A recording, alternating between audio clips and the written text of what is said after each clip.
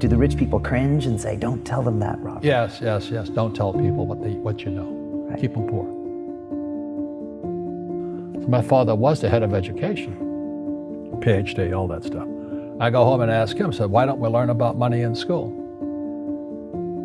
And he looked at me and says, because the government doesn't let us teach that subject. The government tells us what we can teach and what we can't teach. And I thought that was strange. And I said, but aren't we going to school to learn about money? He says, no, your job is to get a job. I said, but you get a job to earn money. He goes, no, you're supposed to just get a job. And I went, no. Isn't the purpose of a job to earn money? He goes, you're correct. I said, so why don't I just learn about money? I can skip the job part, you know?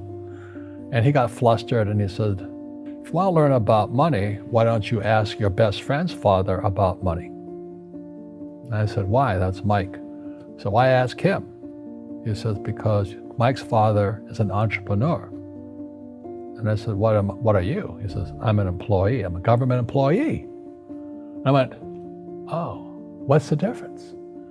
He says, the difference is an entrepreneur must know about money, or they're no longer entrepreneurs.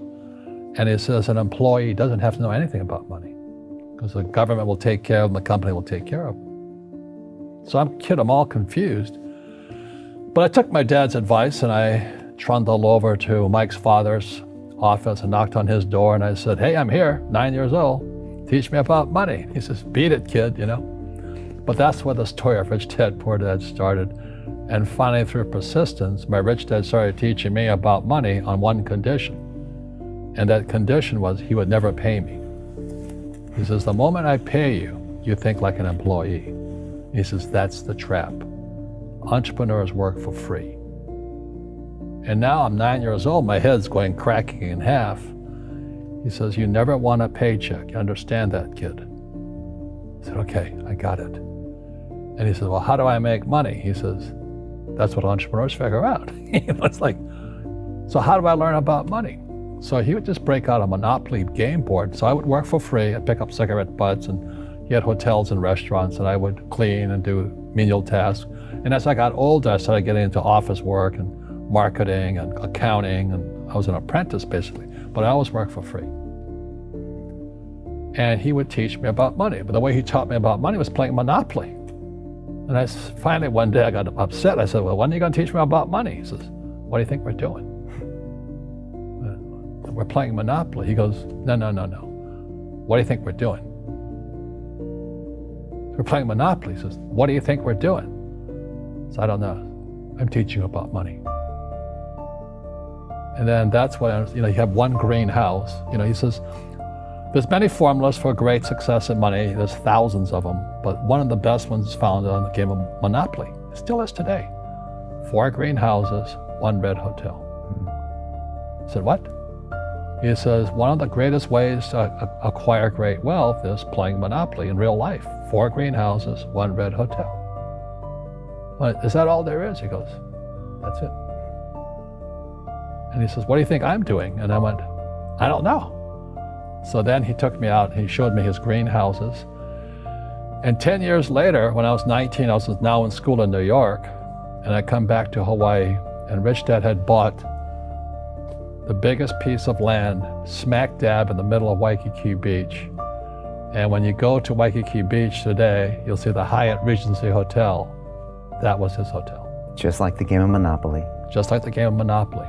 Acquired assets and they became bigger assets. He just kept what's called an assemblage, because that property wasn't that big at the time. So he had to buy out all the small guys.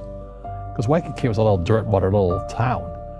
So he'd buy out this shop owner and buy that shop owner.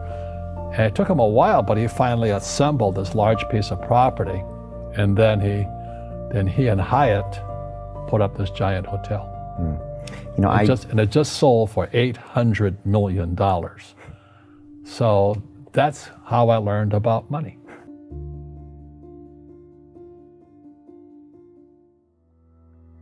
I've had financial crashes. I've had people stab me in the back, but they're all good because I grow from it. That's spirituality. Right. You know, people who are afraid of making mistakes, like they teach in school, they don't ever grow. Because spirituality is there's good and there's bad, there's right and there's wrong, there's up and there's down. Most people only want to be right, they only want to be positive.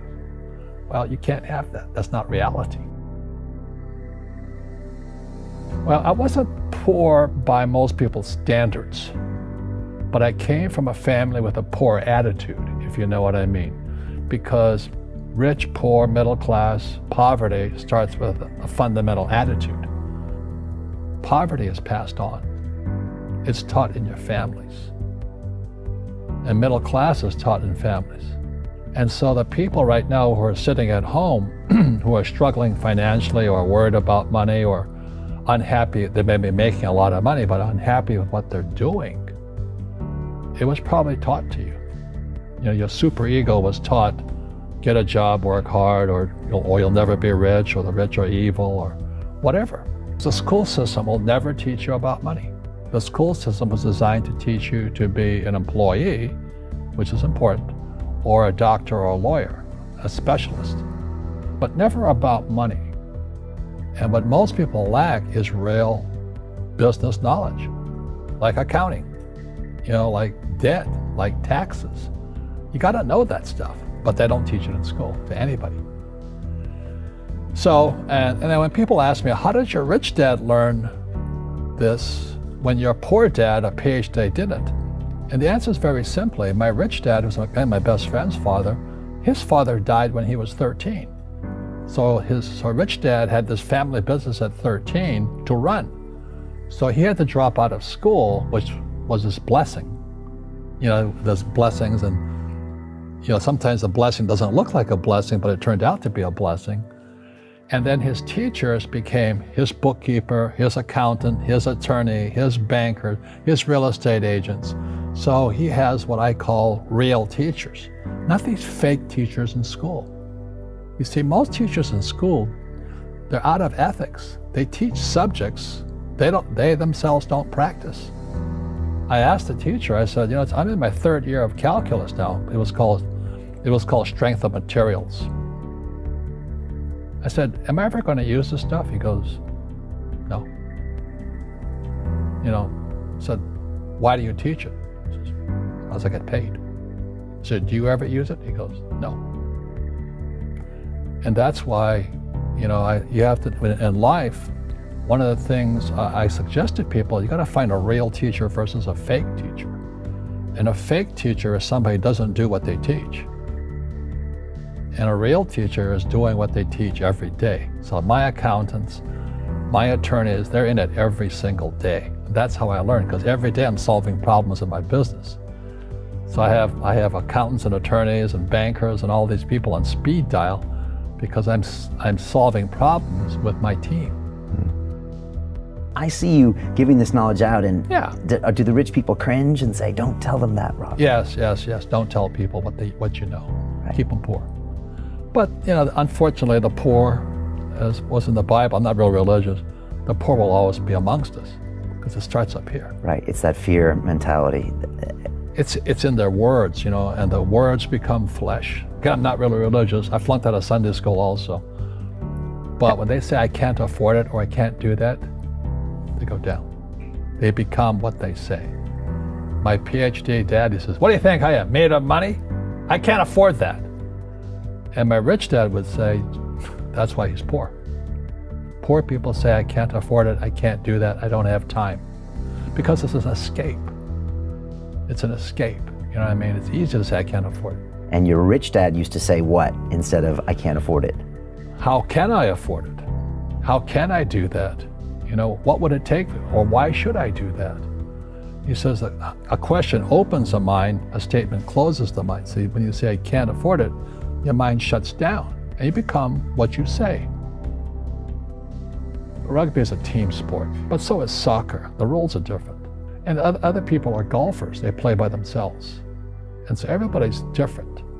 So my game financially is business, number one. Second is real estate. So what I say to young people is, you find your game.